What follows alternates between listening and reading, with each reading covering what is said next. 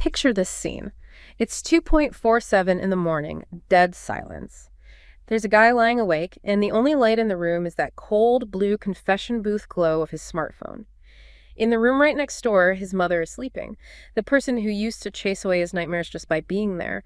But tonight, he doesn't knock on her door. Instead, he opens a browser. He hesitates for a second, then types, "Why do I feel lonely even when I have friends?" What's really haunting about this isn't just the question, it's the immediate reaction. Before he can even take a breath, Google blinks back 20 million answers. It's brutally efficient. It knows his sleep patterns, his hidden regrets, and the specific music he plays when he's sad. It has this perfect digital intimacy that feels almost like being understood. But looking at that screen, you realize something tragic has shifted. We've traded the messy, warm comfort of a human voice for a search engine that processes our pain as data points. We're pouring our souls into a machine that can predict our next thought, yet doesn't care if we exist. It made me wonder, when did we stop trusting the people who love us and start trusting the algorithm that simply watches us? That image it's so powerful. That choice between the doorknob and the search bar. It really gets to the heart of this modern paradox we're living in, doesn't it? The efficiency you mentioned, it feels like it's in a direct inverse relationship to the warmth it's replacing. Exactly. And that chilling scenario is really the perfect setup for our deep dive today. We're going to try and peel back the layers on this rise of the digital confession. What a huge topic. It is. Our mission really is threefold. First, we need to explore that profound sociological shift in how we process our rawest emotions. That trade of real intimacy for a kind of algorithmic confirmation. Right. Second, we have to dissect the ethical crisis around privacy. How does our vulnerability become a product? What does data governance even mean in this context? And that's where things get really murky. They do. And finally, we're going to confront the big philosophical challenge. Can technology ever provide genuine empathy or comfort? We're going to be analyzing the cold, hard data behind our softest, most human moments. It's the intersection of sociology, ethics, and philosophy, a very modern problem. So let's start there with that sociological shift, this gravitational pull we feel toward the path of least resistance. Mm-hmm. The opening scene captured it, but there's another story that really hammers it home. Imagine a teenager. Let's call him Leo.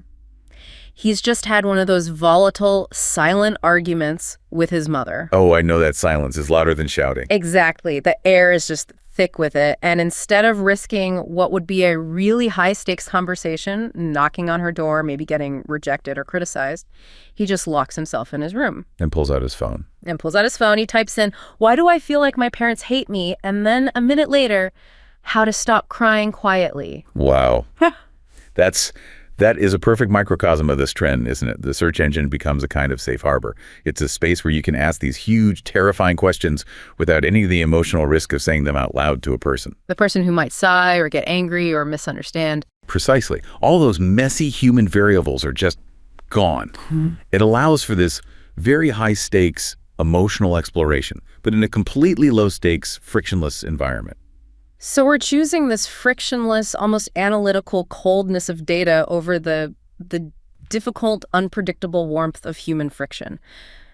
What's the long-term cost of that? Sociologically, I mean.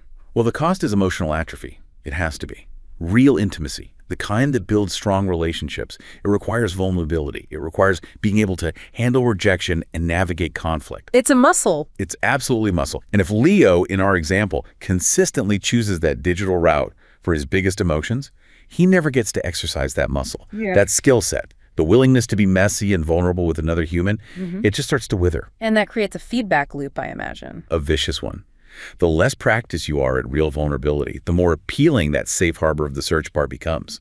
To feel safer and safer as your real-world skills get weaker and weaker. And when he types in that question, "Why do I feel like my parents hate me?" I don't. He gets millions of results back. It confirms he's not the only one. He gets a sense of belonging, but is it a meaningful one? That's the critical question. I would argue it's a sterile sense of connection. The comfort he's getting is purely what you could call algorithmic confirmation. Meaning he learns that his misery is a common search term. He feels conceptually connected to this huge anonymous community of lonely people who've searched the same thing. But he's still, at the end of the day, fundamentally alone in his room, staring at a screen. We're confusing data points with destiny. Or statistical commonality with actual camaraderie. That's a great way to put it. Now, this all sounds pretty bleak from a sociological perspective, Right. but there's another side to it. This intimate, raw data stream, this collection of digital confessions, it has massive implications for things like public health. Oh, absolutely. This is the utility side of the digital confessional, and you can't ignore how compelling it is. How so? Well, think about traditional mental health risk assessment. It usually relies on surveys or clinical interviews, right? Mm-hmm. Which are often done after the fact and have trouble capturing the immediacy of a crisis. Right, you're trying to remember how you felt last Tuesday. Exactly. But personalized Google search histories, if you analyze them in real time, they offer this incredible ongoing data stream about what's happening inside someone's head.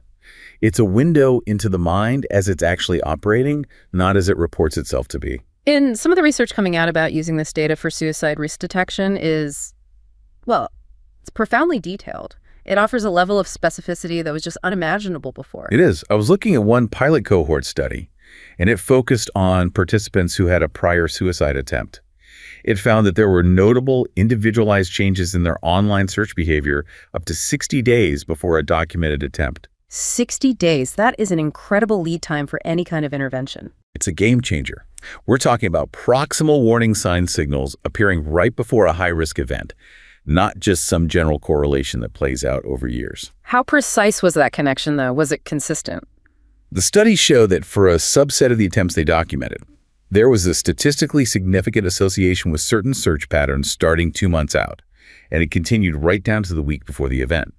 This kind of personalized proximal identification it's the holy grail for prevention researchers.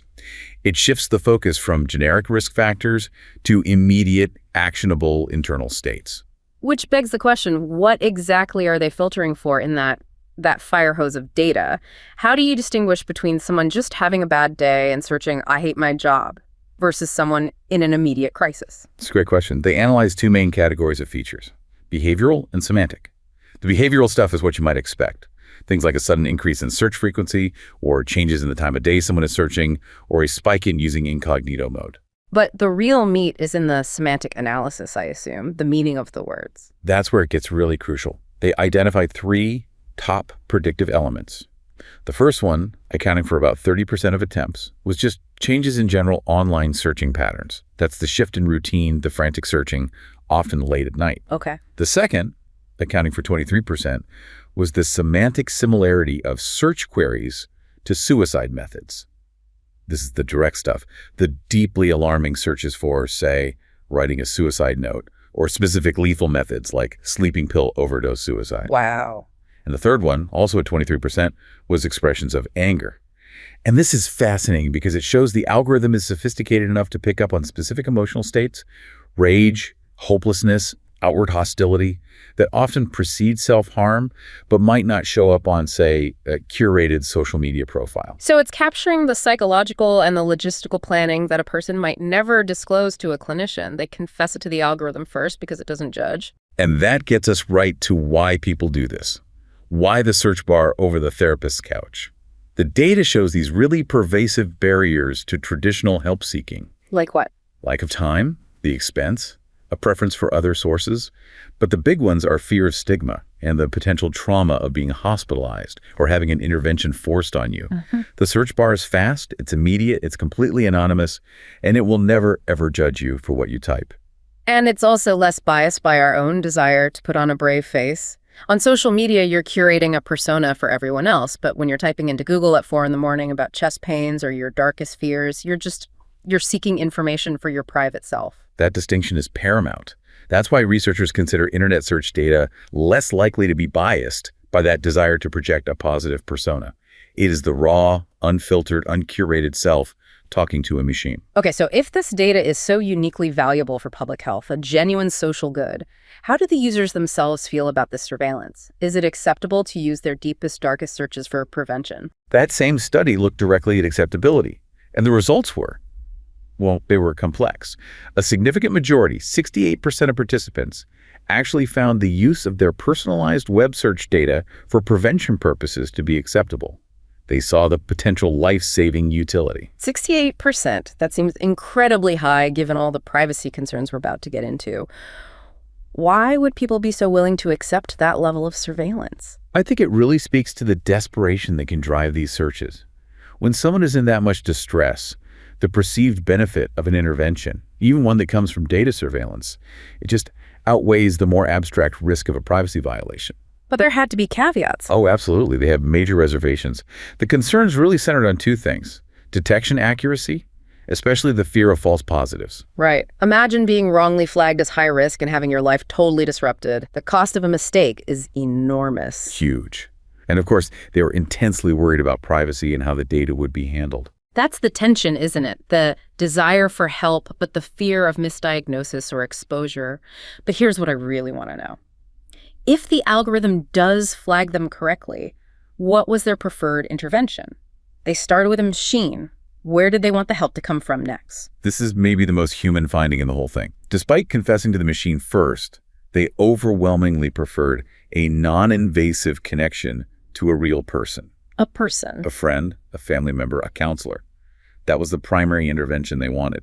They're basically signaling that the algorithm is a useful, non-judgmental detector, but that real care, real comfort, and real resolution that has to come from another human being. The machine can count and categorize the tears, but only a person can wipe them away. And that brings us right to the ethical pivot point, doesn't it?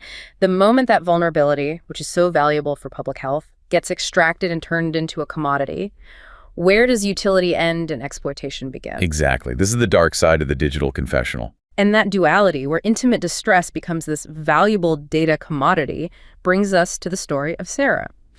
Outwardly, Sarah has a very stable, curated, public life, good job, happy relationship, perfect social media feed. The highlight reel. The highlight reel. But there was this shadow self that only operated after midnight, and it was revealed entirely through her search bar. Frantic, late-night searches for things like chest tight, no fever, panic attack symptoms, and is anxiety genetic? And this is that critical transition point where raw vulnerability gets monetized. Sarah's midnight fears, her most private health crisis. It's all aggregated by the algorithmic listener, but it's not processed as a cry for help. It's processed as a market opportunity. So what happened? The result was she started seeing these highly targeted ads for therapy apps, for guided meditation services, for weighted blankets. Her private crisis was converted seamlessly into a consumer segment, a commodity, and then sold right back to her for a profit. It's just a fundamental breach of trust. The search bar feels like this private space to explore terrifying thoughts, but the entire underlying architecture is built to immediately map that vulnerability for commercial purposes. How intimate does this data mapping actually get? It's far more intimate than I think most of us conceptualize when we click accept on those terms of service.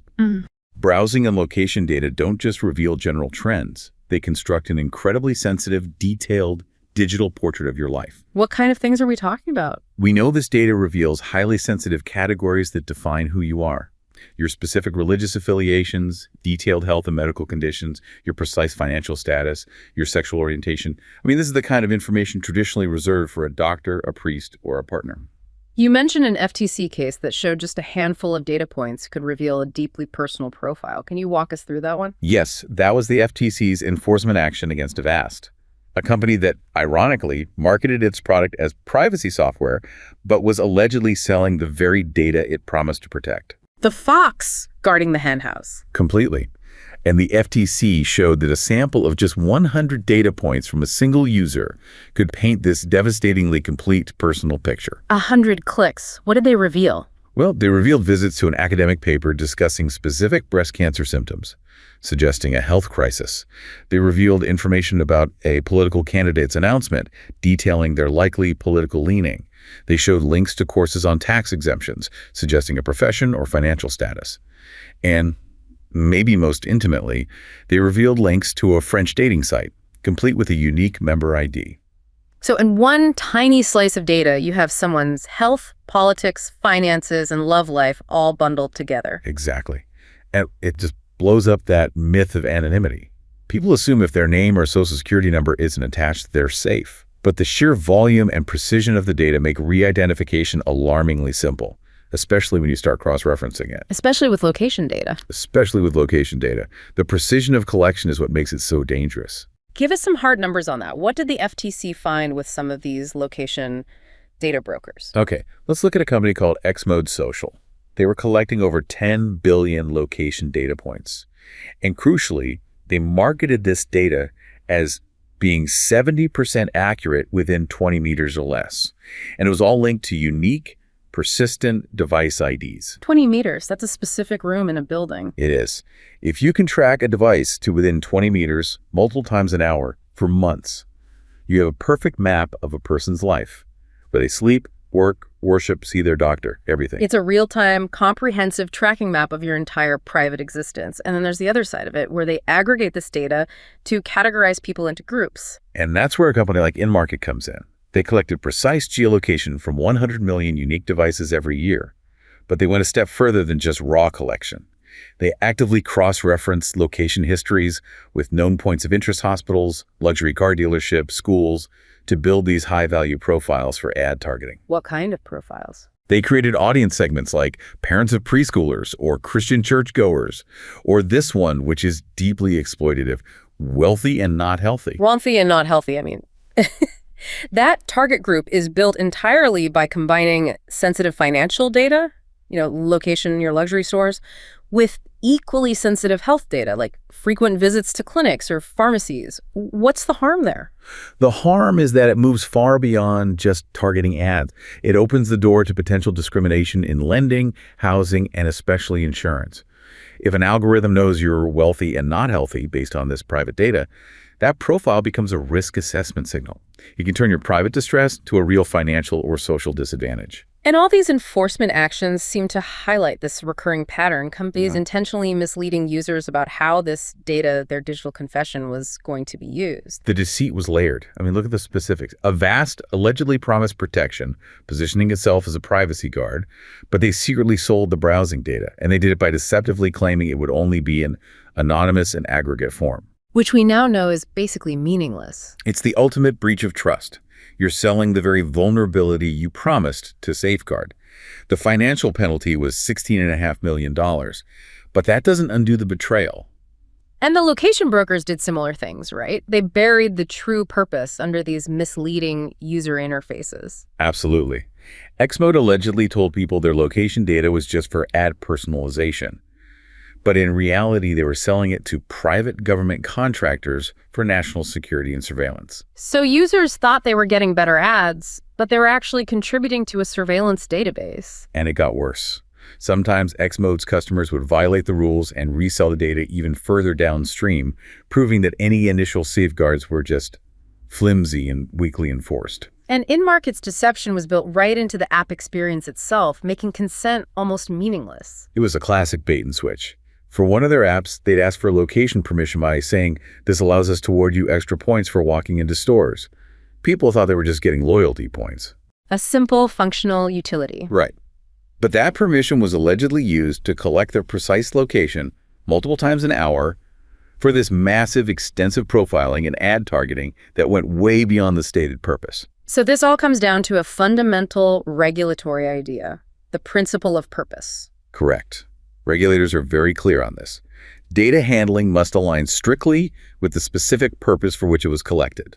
If you collect data to help someone with their taxes, you can't then use that sensitive financial info for marketing. If you offer a flashlight app, you can't be collecting and sharing precise geolocation every hour.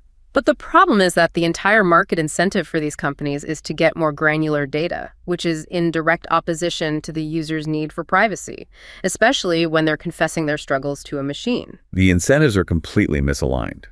And even when companies tried to put in superficial safeguards, they failed. The business models just overwhelm any meaningful privacy protections. And as long as that's true, the digital confessional will continue to be a tool for the ruthless exploitation of our most vulnerable moments. So we've established that the algorithm is listening and that it's monetizing every secret. This brings us to the final and maybe the most profound question. Can the machine that processes our pain ever truly understand our pain? We're moving into the philosophical limits of AI empathy here. The desire for human connection is so powerful that we often project human qualities onto these incredibly sophisticated AI systems. But that desire creates an immense danger when the illusion of empathy shatters. We see this so clearly in the story of Arthur, an elderly widower. He was seeking comfort after his wife died, and he started pouring out his grief to an advanced AI chatbot. And the AI's responses were, well, they're perfect. Supportive phrasing, perfect timing, a powerful simulation of deep listening. The system maintained that illusion of empathy flawlessly until Arthur hit a point of acute existential crisis. He typed, "I don't think I can face tomorrow without her." And the machine broke. It exposed its mechanical core. It spit out a generic, pre-scripted suicide prevention hotline number, and then it was immediately followed by an automated error message. It was a complete functional breakdown in the face of true biological human suffering. That comfort was instantly revealed to be nothing but syntax. It wasn't a friend, it was a predictive text generator, just calculating the next probable word. The comfort was purely grammatical, statistical. It was devoid of any soul. And that failure really highlights the core distinction here.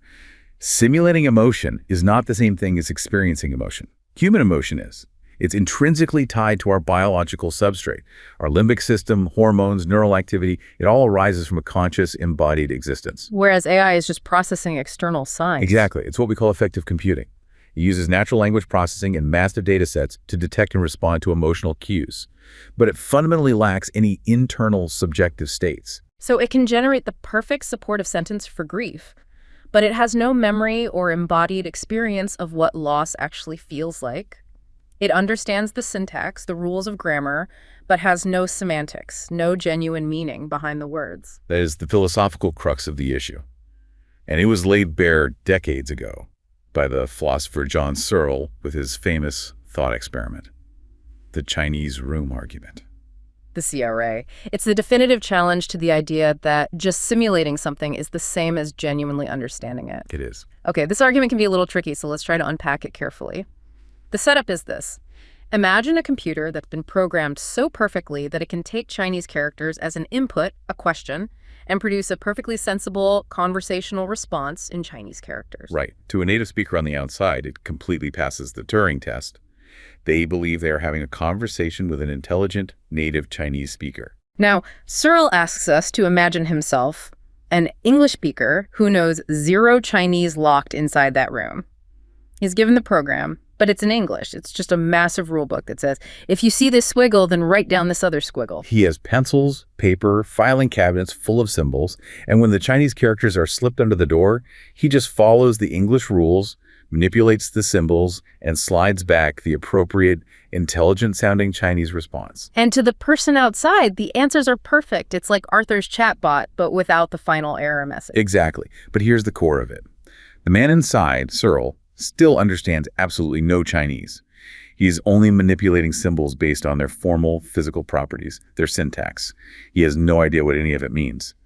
The semantics. So his conclusion is that if he, the operator, doesn't understand Chinese, then the formal program he's running can't produce understanding either. Precisely. The machine can know all the rules of chess, but it doesn't know what it feels like to be in checkmate, to feel that panic. It knows the syntax of the game, not the semantics of human struggle. This is a devastating argument for what's called strong AI, right? The idea that a properly programmed computer would actually have a mind. It is. Searle's argument is that computation operates on syntax alone, and syntax is insufficient for consciousness.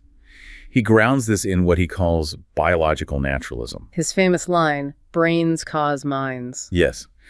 A computational model of consciousness is not the thing itself. He uses a great analogy. A high-end flight simulator can model gravity, lift, and turbulence perfectly. It can even crash the digital plane. But it doesn't feel the pilot's panic or the G-force. It only processes the rules of the phenomenon. Computation can model a rainstorm, but it doesn't make you wet. It's a very powerful critique, but it's also one of the most debated philosophical arguments out there. What are the most compelling counter-arguments to this? Well, the most famous retort is called the system reply. This argument says that Searle is focusing too narrowly on the man inside the room. The critics contend that, sure, the man doesn't understand Chinese, but the entire system does. The system being the man, plus the program, the filing cabinets, the paper, all of it together. All of it together. The mind that speaks Chinese is an emergent property of the whole system, operating at a level that the human component can't access. Intelligence isn't in the component, it's in the collective architecture. Okay, what's another major challenge? The other one is the brain simulation reply, or the connectionist reply.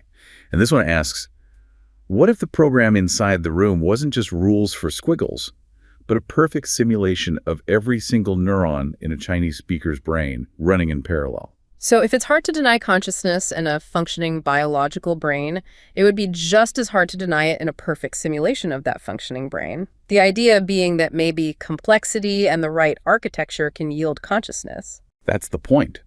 Functionalists would argue that what matters is the functional organization, the causal relationships, not the biological wetware. If you replicate the brain's functional organization, consciousness has to follow, whether it's made of silicon or neurons. And that directly challenges Searle's idea that syntax is inherently insufficient. And this all relates back to our current AI, right? Large language models are just massive statistical pattern matchers. They're brilliant at predicting the next word, pure syntax, which is why they can write beautiful poetry but still break down when asked a question that requires real intentionality, like what happened with Arthur. Exactly. LLMs are powerful syntactic machines. But the counterargument suggests that maybe future systems, perhaps built on neuromorphic computing that mimics the brain's structure, might achieve a level of functional organization that transcends mere pattern matching. But Searle would still be skeptical. He would still fall back on his analogies. He'd say if you build the simulation out of water pipes and valves that correspond to synapses, where does the understanding emerge? It doesn't just magically appear in the plumbing. So it brings us back to Arthur's emotional failure. Even if an AI could provide a perfect simulation of support, the philosophical challenge highlights this deep risk of confusing the tool for a sentient friend. It can calculate the optimal supportive phrase, but it cannot feel the genuine intention of caring. And that is the danger. It's the self-deception that happens when a powerful, non-sentient tool successfully mimics genuine human emotion. The algorithm is a magnificent mirror for our thoughts, but we must never, ever mistake the mirror for a companion. So this deep dive has taken us from the sociological comfort of the algorithmic listener to the very harsh reality of data commodification, and now, finally, to the philosophical limits of what a machine can even do. The digital confessional has become the place we put our deepest secrets, the things we wouldn't dare whisper to a loved one. And we've established this profound and really difficult trade-off. Sociologically, we are starting to prefer the frictionless digital confessional, and it's leading to an atrophy of our emotional skills. Ethically, the intimate data from that vulnerability is instantly and ruthlessly commodified. And philosophically, the ultimate listener, the algorithm, it just cannot genuinely understand the pain it processes, only the predictive syntax of that pain. We get immense benefits from this extraction, of course. Speed, efficiency, real-time detection for public health, like suicide risk prediction. But the cost is surrendering our emotional privacy to systems that have zero moral or emotional stake in our existence. And this is where the cruel irony really lies. We trust the digital confessional because it listens without judgment. And unlike our flawed, forgetful human minds, it remembers everything. The algorithm is eternal and soulless. It archives every late-night search, every fear you ever typed, every moment of weakness. It's all stored forever in a server farm, humming quietly under a cold, fluorescent light. The machine can count your tears and data and predict what therapy you'll need tomorrow, but it can't hear your cry. It can't feel your loss or hold your face. We've built a civilization that rewards efficiency above all else. And in doing so, data has started to replace empathy. We keep searching, believing that if we just type the right combination of words, the machine will finally give us the answer we need or the comfort we crave. But the machine, in its perfect, non-judgmental listening, remains fundamentally incapable of love, and in its perpetual memory, it just keeps a perfect cold record of our loneliness.